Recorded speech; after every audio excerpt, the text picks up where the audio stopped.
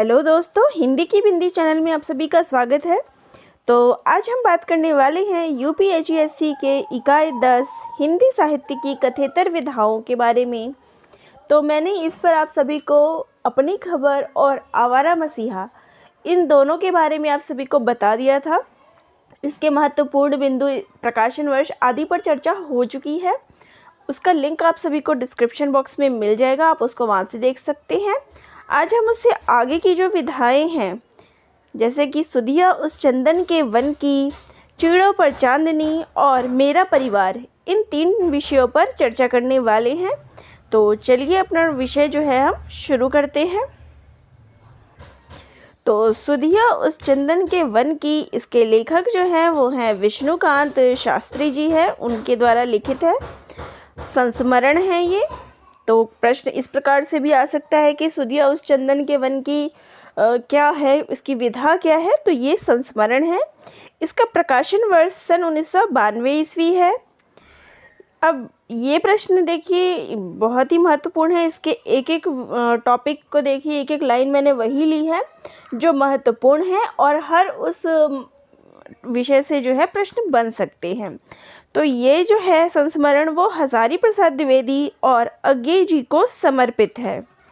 इसमें जो अध्यायों की संख्या है वो है 12 और ये जो पंक्ति है सुधिया उस चंदन के वन की, ये पंक्ति गिरिजा कुमार माथुर की है। अब इसमें अध्यायों की सूची, जो ये 12 अध्याय हैं, उनमें किस किस के बारे में चर्चा की गई है। तो अब इसके 12 अध्यायों की सूची हम देखते हैं कि इसमें कौन कौन से अध्याय हैं। तो इसका पहला अध्याय है श्रद्धा और विवेक की ज्योतिवाही स्वामी अखंडानंद सरस्वती। इसमें स्वामी अखंडानंद सरस्वती जी के बारे में बताया गया है।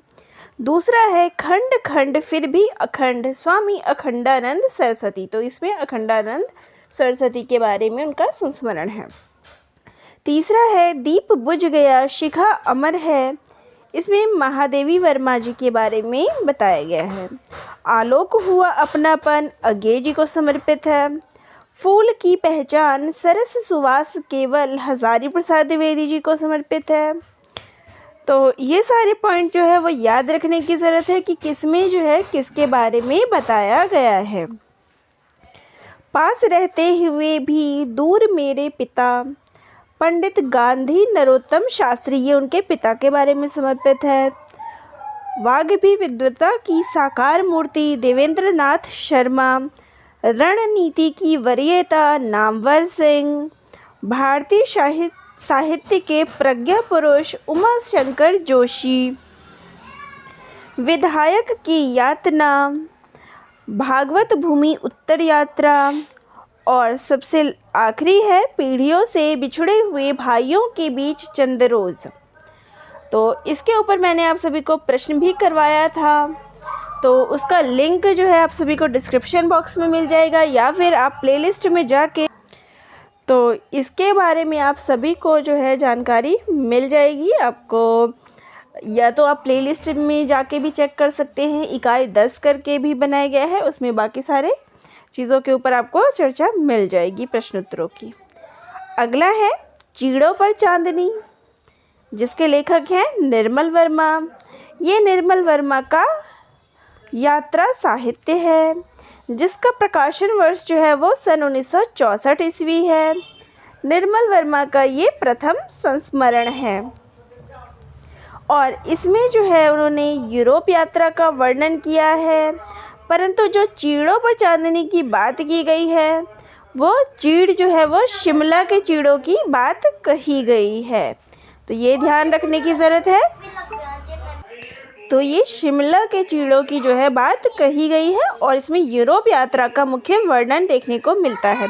इसमें 3 नामों का मुख्य, तो इस यात्रा साहित्य में 3 नामों का उल्लेख जो है वो आभार स्वरूप लिया गया है। निर्मल वर्मा ने 3 नामों का उल्लेख किया है। वो नाम है स्वामीनाथ बरेन रॉय, आइसलैंडी कवि थोरगियर सोन। इसका नाम जो है आभार स्वरूप लिया गया है। अब इस यात्रा साहित्य की जो विषयों की सूची है वो देखते हैं। यही सब जो है इसमें मुख्य बिंदु हैं जो देखने की ज़रूरत है परीक्षा के लिए। तो सबसे पहला है उत्तर रोशनियों की ओर। इसमें जो है इस सूची में भी और जो है इसमें सब पॉइंट्स हैं इसके। ब्रेख्त और एक उदास नगर, रोती हुई मोमेंट का शहर, उत्तरी रोशनियों की ओर, सफ़ेद रातें और हवा। दूसरा है चीड़ों पर चांदनी, जिसके अंतर्गत है लिदित से एक संस्मरण, वर्तराम के एक शाम, पेरिस, एक स्टिल लाइफ, वियना और चीड़ों पर चांदनी। देहरी, लेक्सनेस, एक इंटरव्यू, काफा और चापे, एक समकालीन चेक साहित्य, देहरी के भीतर, चेखव के पत्र। अब ये जो थे इसके 3 जो है इसमें विषय जो है वो कह सकते हैं क्रम जो है इसमें 3 दिए गए हैं। 3 में हैं वो गए उत्तर रोशनियों की ओर, चीड़ों पर चांदनी और देहरी के बाहर, जिसमें और भी जो है वो देखने को मिलते हैं। अब इसमें पात्र कौन कौन से हैं? देखिए, पात्रों के नाम भी परीक्षा के लिए याद रखने बहुत ही महत्वपूर्ण है, क्योंकि इसके ऊपर भी प्रश्न बनते हैं और पूछे जाते हैं। तो इसमें जो पात्र हैं, इसका मुख्य पात्र हो गया लेखक खुद, दूसरा है मारिया, फिर है थॉर्गियर, एंगुई, दुबुआ और एल्विन। ये इसके मुख्य पात्र हैं। तो चलिए अब अपना अगला जो है वो देखते हैं। अगला है मेरा परिवार, महादेवी वर्मा। तो इसके ऊपर मैंने आप सभी को प्रश्न उत्तर भी करा दिया है, तो आप इकाई 10 करके जो प्लेलिस्ट बनी है वहाँ प्रश्न उत्तर भी देख सकते हैं, और इस पूरे संस्मरण को भी काफ़ी अच्छे से मैंने समझाया है, तो वो भी आप देख सकते हैं। चाहे तो मैं लिंक आप सभी को दे दूँगी। तो चलिए, ये जो है संस्मरण में है, रेखा चित्र है, दोनों ही चीज़ों में हम इसको गिनते हैं, रेखा चित्र और संस्मरण में। प्रकाशन वर्ष इसका सन 1972 ईस्वी है। ये मेरा परिवार जो है महादेवी वर्मा का चौथा संस्मरण है। इसमें उन्होंने पालतू पशु पक्षियों का वर्णन किया है। जिस पालतू पशु पक्षियों को उन्होंने पाला था उसका वर्णन उन्होंने किया है। इसमें जो देखिए याद रखने की बात है, इसमें कुल संस्मरण कितने हैं? तो इसमें 7 संस्मरण हैं। अब उन 7 संस्मरणों की जो सूची है वो देखते हैं। तो सबसे पहला है नीलकंठ मोर, गिल्लू गिलहरी, सोना हिरनी, दुर्मुख खरगोश, गौरा गाय, नीलू कुत्ता।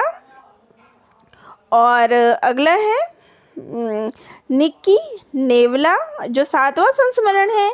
इसमें उन्होंने 3 पशुओं के बारे में चर्चा की है, निक्की नेवला, रोज़ी कुतिया और रानी घोड़ी। तो अगर पूछा जाए, देखिए प्रश्न आप ध्यान रखिएगा, अगर पूछा जाए कि इसमें मेरा परिवार में कुल कितने संस्मरण हैं, तो आएंगे 7। लेकिन अगर पूछा जाए कि इसमें कुल कितने पशु पक्षियों का वर्णन किया गया है, जो पॉइंट रूप में है, मुख्य है, वो 9 पशु पक्षियों का इसमें वर्णन किया गया है। अगर इसके एक को देखेंगे तो इसमें ज़्यादा वर्णन मिल जाएगा, लेकिन मुख्य जो देखेंगे हम ये यहीं तक है। इसमें मुख्य इन्हीं का वर्णन देखने को मिलता है। ये 9 जो है मुख्य है, जिनके नाम से ये कहानी, ये रेखा चित्र जो है तैयार की गई है। तो चलिए, ये था आज का वीडियो। बाकी के जो रह गए हैं कथित विधाएं वो अगले वीडियो में आप सभी को बता दिए जाएंगे। तो ये आप सभी को कैसा लगा कमेंट बॉक्स में ज़रूर कमेंट करके बताइएगा। चैनल पे नए हैं तो चैनल को ज़रूर सब्सक्राइब करिएगा। और बैकग्राउंड के लिए जो बैकग्राउंड नॉइज़ थोड़ा आ रहा है, शोर आ रहा है, उसके लिए माफ़ी चाहूँगी, क्योंकि घर में थोड़ा वर्क चल रहा है, जिस वजह से थोड़ी आवाज़ें जो है वो आ गई है। तो अगर किसी इसके साथ ही मैं बोलना चाहूँगी कि अगर आपको किसी टॉपिक में समस्या आ रही हो तो कमेंट करके वो टॉपिक बता दीजिएगा, ताकि वो टॉपिक आपका कवर कराया जा सके। तो दोस्तों, आप सभी का बहुत बहुत धन्यवाद।